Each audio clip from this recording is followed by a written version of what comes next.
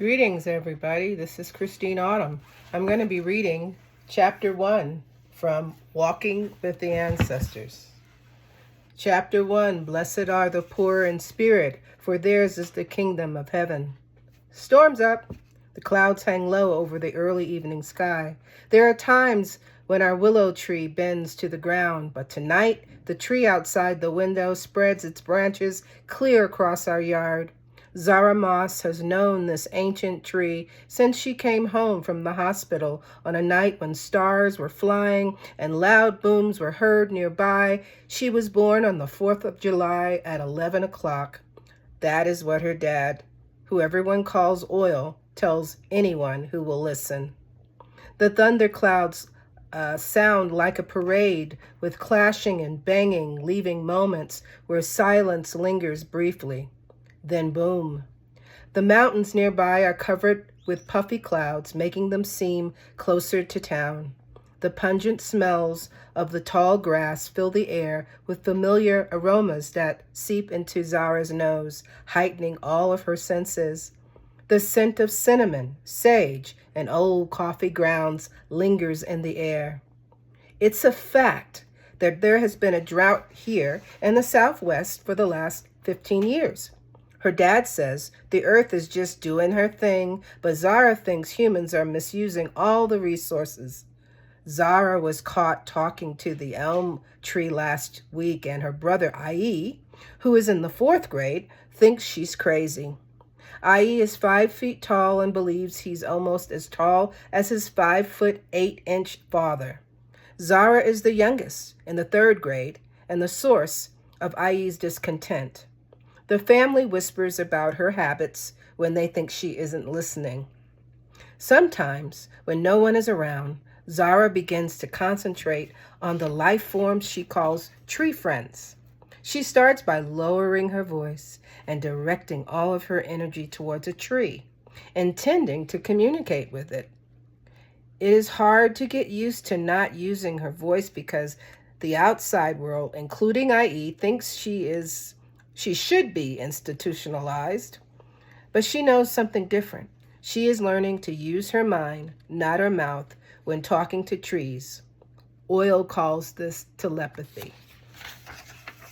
Zara remembers when life became more difficult in Taos, New Mexico. She calls these difficult moments her special dramas. She is beginning to understand that being different is not good and could be a reason to be sent away. Her biggest fear is being taken to by what her dad calls CYFD, or being placed in that institution in Albuquerque for the mentally ill. Her psychiatrist from the UNM Children's Psychiatric Center tries to reassure her that talking to trees isn't that bad and that the residential treatment is for more serious issues. Oil sits at the dinner table, which is also the living room, watching Zara. Ai looks at Oil in a defensive, inquisitive way, his eyes seeming to speak, glaring. Ai challenges Oil. Why is Zara sitting in the dark everything room, staring outside all by herself again? Zara acts like she's determined to live separately from us, like she doesn't belong to our family. Oil thinks that she prefers to be outside on a dirt road, staring at something, maybe a tree, he guesses. Poor thing, she'll be all right. Oil's accent is neither Southern black nor native New Mexican, which, with a questioning sigh, he continues. Tomorrow, we're going to take her in. Oil implies that Zara has been suffering too much. It sure looks like suffering to me, he tells his only son, Ai, alias Nuke, who was named in remembrance of the bombs dropped on Hiroshima and Nagasaki in the 1940s. Oil was shaped as a child by the stories his father told.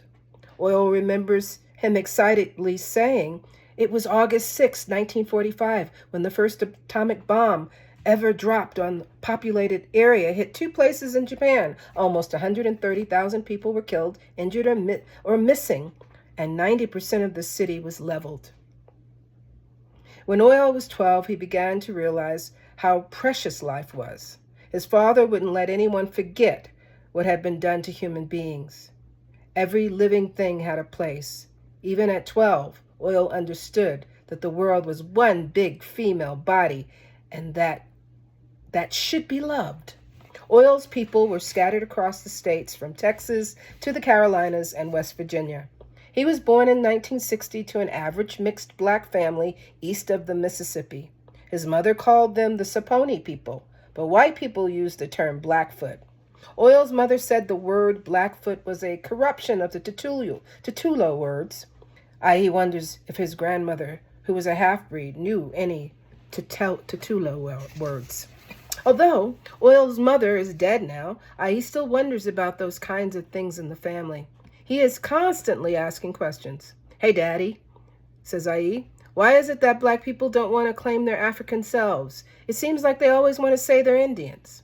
Maybe they were a part of every nationality, because that's what Zara says, that black people, or the copper-colored people, were already here. After her long sits with those trees, she says they are the chosen ones. I.E. dares his father to question him, using both his words and eye gestures. His volatile nature makes his statements feel like challenges.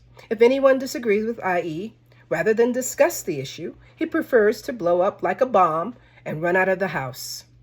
One time, Oil thought I.E. had pushed a girl at school, but I.E. yelled that he didn't do it. That was the first time I.E. ran out of the house over something that happened at school. I.E. swears he would never hit a girl, and Zara always believes him.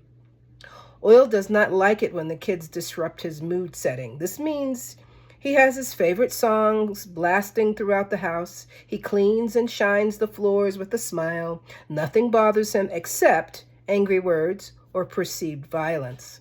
The weather is a typical Tao spring, with warm sun and steady wind. The clouds take shape, which Zara loves, with puffs and triple puffs overlapping. The playground at Enos Garcia Elementary School is set up for Field Day, which happens once a year. I.E. is a fast runner and knows this is his day to shine all through the yard. Zara stands by herself on the asphalt, giggling the way girls do when they are embarrassed. I.E. is sitting on a bucket left out by a janitor, and his butt looks like it's about to be sucked in. Zara whispers to a girl passing by that he looks funny. The two boys stand in front of Zara, each with a glare and a furtive smile, out-of-control jaws and chocolate-flavored lips. The boy yell, "Run, nigger, run," to Zara, who isn't a runner. The third-grade brain does not know why he said it, only that Zara looks different. Zara's mouth is wide open when another boy she knows from preschool yells out, "Your mother's a hoe." Hoe used to be what Oil used to garden, but today, hoe means less than human, disgusting, and dirty. My dad saw your mom in the woods. Like lightning, I.E. delivers a blow to the boy's head. His feet lift off the ground, striking the boy on his ear. The boy falls flat, lying still, like a log of wood for the fire. Everyone stays very still. I.E. has hit the boy without thinking, because all he heard was negativity about his mom. I'm on page 14.